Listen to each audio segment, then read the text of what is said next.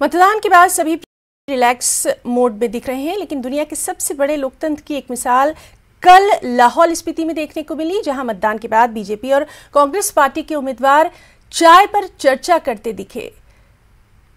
तस्वीरों में आप देख सकते हैं कि कल किस तरह कांग्रेस पार्टी के उम्मीदवार रवि ठाकुर और बीजेपी उम्मीदवार रामलाल मारकंडा एक साथ चाय पर चर्चा करते दिखाई दिए।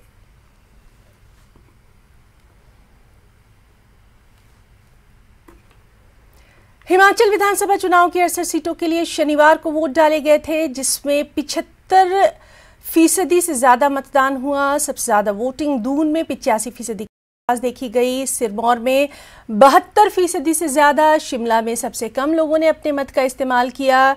अब सबको 8 दिसंबर को होने वाली काउंटिंग का इंतजार है।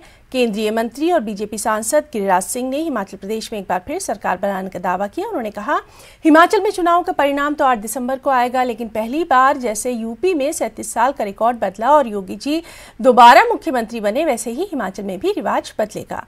इस पहाड़ी राज्य में पिछली बार के मुकाबले इस बार मतदान प्रतिशत में खासी कमी देखी गई है।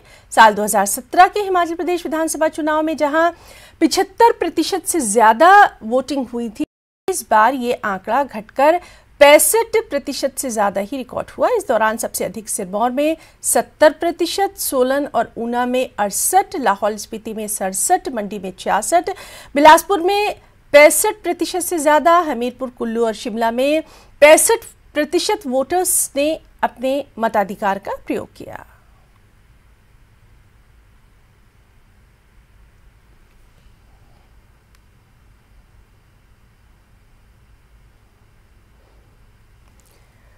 और हिमाचल में कितनी वोटिंग हुई है, ये लगातार अपने चैनल पर हम आपको दिखा रहे हैं। कल आपको दिखाया था कि किस तरह से ग्राफिक के जरिए आप ये समझ सकते हैं कि 68 सीटों पर जो वोटिंग हुई है, तो 2017 में और 2022 में इसमें कितना फर्क आपको दिख रहा है।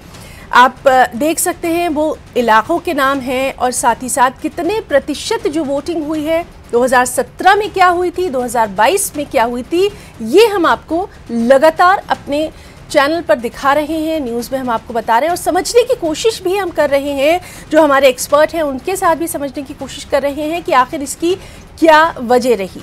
आप देख सकते हैं ग्राफिक में कि कुल मतदान 2017 में कितना हुआ, कुल मतदान 2022 में कितना हुआ।